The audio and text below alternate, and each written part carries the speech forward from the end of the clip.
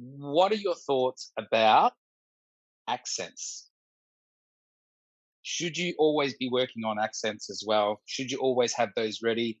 I Yes. know personally, my American accent fucking sucks. Um, After but 2 weeks in New Dennis, York. yeah, still after 2 weeks in New York, it still sucks.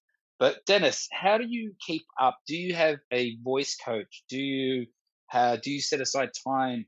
Because I'm sure that you are auditioning for roles where they're calling for accents. Yeah, not so much. Yeah. I don't have someone. If I had a really massive project, I would get some coaching for sure. Mhm. Um, and it kind of depends on what you want to do as well. Like because often, especially in class stuff, people do accents. I feel too much. My rule of thumb is do an accent if you absolutely have to.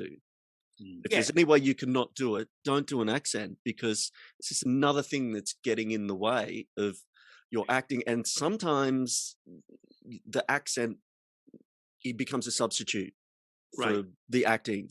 And the character is the accent, and the character's got to be more than that. So my rule of thumb is if you can get away with not doing an accent, don't do an accent. I'd rather do stuff in personally.